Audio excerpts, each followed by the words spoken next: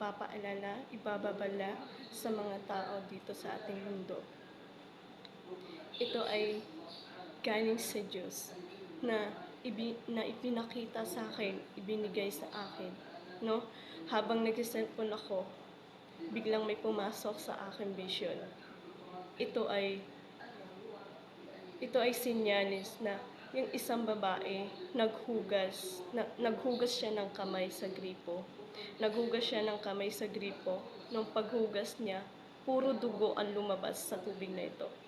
Puro dugo ang lumabas sa gripo. Hindi siya malinis na tubig, kundi dugo. Nagtataka yung babae, bakit kulay pula ang lumalabas sa kamay niya?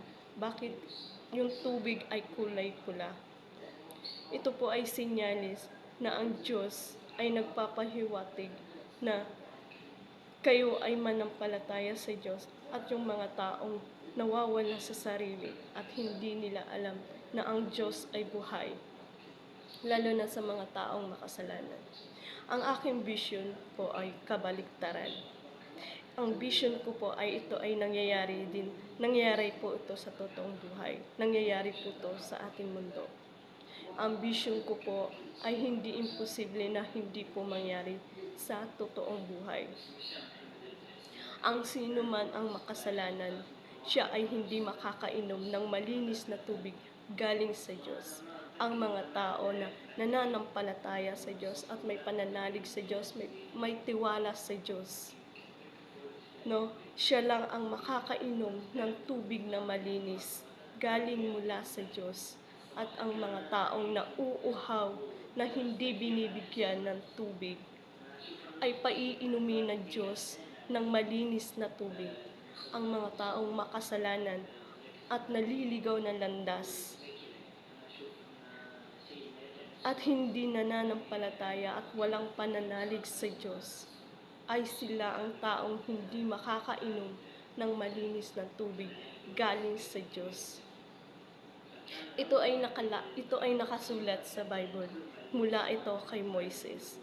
Kaya pwede po itong mangyari sa ating mundo na magkaroon lahat ng tubig. Ito ay magiging kulay dugo. Kahit anong ipon natin ng tubig ay magiging kulay pula ito. Maniwala man po kayo o hindi, nawa po tayo manalangin sa Diyos, manampalataya. Ibalik po natin ang tiwala natin sa Diyos at tayo ay manalig pagtiwala sa Diyos dahil ang Diyos ay buhay at hindi po siya patay. Dahil ang Diyos ay nagsisimula ng maghimala sa ating mundo. Ito ay tatawagin kong sakuna na mangyayari sa mundo natin. Sana po ay manampalataya po tayo at manalig tayo sa Diyos. Humingi tayo ng kapatawaran sa Diyos.